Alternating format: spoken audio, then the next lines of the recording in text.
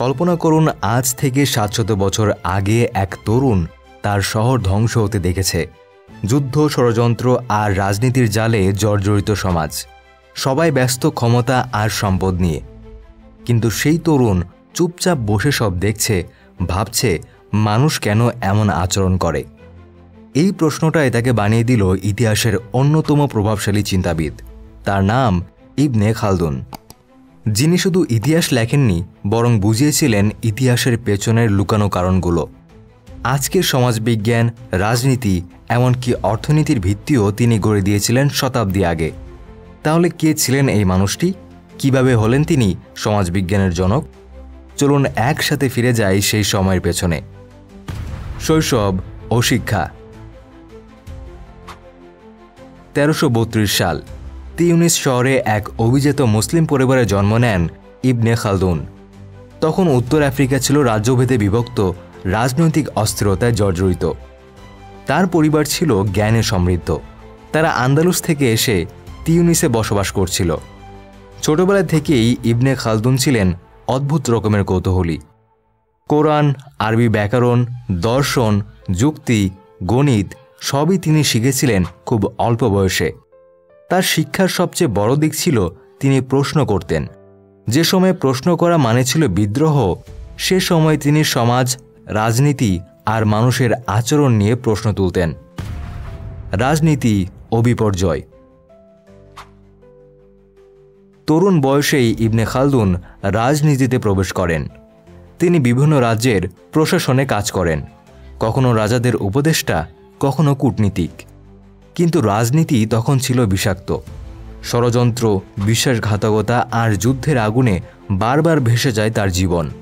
একসময় তাকে বন্দী করা হয়, কারাগারে রাখা হয় বছর খানেক। এই সময়ে তার ভিতর তৈরি হয় এক নতুন চিন্তা।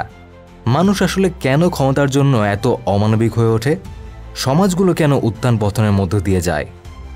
এই প্রশ্নগুলোর উত্তর খুঁজতে গিয়ে তিনি শুরু করেন এমন এক কাজ যা চিরকাল ইতিহাসে অমর হয়ে থাকবে।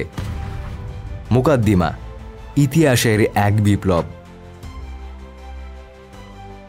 ১৩৭৫ সাল মরক্কোর এক দুর্গে বসে ইবনে খালদুন লিখে ফেললেন আল মুকাদ্দিমা, এমন এক বই যেটাকে আধুনিক সমাজবিজ্ঞানের সূচনা বলা হয়। এই বই শুধু ইতিহাস নয়, বরং ইতিহাসের বিজ্ঞান ব্যাখ্যা করেছে। তিনি বলেন, প্রত্যেক সমাজের উত্থান আর পতনের একটা নির্দিষ্ট চক্র আছে। তিনি বিশ্লেষণ করেন কিভাবে মরুভূমির যাযাবর জাতি শক্তিশালী হয়, শহর জিতে নেয়, কিন্তু বিলাসিতায় ডুবে গিয়ে আবার দুর্বল হয়ে পড়ে। এই প্রক্রিয়াকে তিনি বলেছিলেন আসাবিয়া, অর্থাৎ দলগত ঐক্য বা সামাজিক বন্ধন। এটা ছিল এমন এক ধারণা যা আধুনিক সমাজতত্ত্ব, রাষ্ট্রবিজ্ঞান, এমনকি মনোবিজ্ঞানের ভিত গড়ে দিয়েছে। তার বিশ্লেষণ এতটাই আধুনিক যে আজও হার্ভার্ড আর অক্সফোর্ডে মুকাদ্দিমা পড়ানো হয় গবেষণার অংশ হিসেবে। অন্যদিকে বাংলাদেশে ওনার মতো মহান ব্যক্তির লেখা বই পুস্তককে ধর্মতথ্য বলে ব্যঙ্গ করা হয়, যেটা খুবই কষ্টকর। সমাজ ও সভ্যতার চক্র। ইবনে খালদুনের মতে প্রতিটি সভ্যতা শুরু হয় সংগ্রামের থেকে। যখন মানুষ কঠিন পরিবেশে একসাথে বাঁচে, তখন তাদের মধ্যে ঐক্য আর শৃঙ্খলা তৈরি হয়। এই ঐক্যই সমাজকে শক্তিশালী করে তোলে। কিন্তু সময়ের সঙ্গে সঙ্গে আসে বিলাসিতা, আসে অলসতা, আসে বিভাজন, আর সেখান থেকে শুরু হয় পতন। তিনি বলেন, সমাজের শক্তি তার ঐক্যে, তার নৈতিকতায়। এ এক অমর সত্য যা আজও আমরা রাজনীতি, অর্থনীতি আর সংস্কৃতিতে দেখতে পাই। উত্তরাধিকার ও প্রভাব। ইবনে খালদুনের চিন্তা শুধু মুসলিম দুনিয়া নয়, পুরো মানব সভ্যতায় চিন্তার বিপ্লব এনেছিল। ইউরোপের দার্শনিকরা যেমন অগাস্ট কোঁত বা ম্যাক্স ওয়েবার, তাদের অনেক ধারণাই ইবনে খালদুনের চিন্তার ছায়া বহন করে।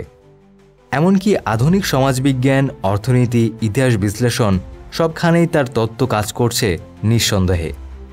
তিনি প্রমাণ করেছিলেন ইতিহাস শুধু ঘটনাপুঞ্জ নয়, এটা মানুষের আচরণ, সংস্কৃতি আর চিন্তার প্রতিফলন। শেষ জীবন ও মৃত্যু। জীবনের শেষ সময়ে তিনি মিশরে বসতি নেন, শিক্ষকতা করেন আর লেখালেখি চালিয়ে যান।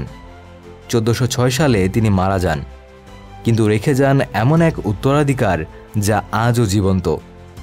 তিনি চলে গেছেন, কিন্তু তার চিন্তা আজও সমাজকে বুঝতে সাহায্য করে। ইবনে খালদুন বলেছিলেন, যে জাতি তার অতীত বোঝে না সে ভবিষ্যৎও হারায়। আর হয়তো এই কারণেই তিনি শুধু ইতিহাস লেখেননি, তিনি আমাদের শিখিয়েছিলেন ইতিহাস থেকে শেখা যায় কিভাবে। আপনি যদি মনে করেন এমন মানুষদের গল্প আরও জানা দরকার, তাহলে ভিডিওটিতে লাইক দিন, আপনার মতামত কমেন্টে জানান, আর সাবস্ক্রাইব করুন আমাদের ইউটিউব চ্যানেল ন্যারেটর বাংলা, যেখানে আমরা ইতিহাসের অন্ধকারে খুঁজে বেড়াই জ্ঞানের আলো।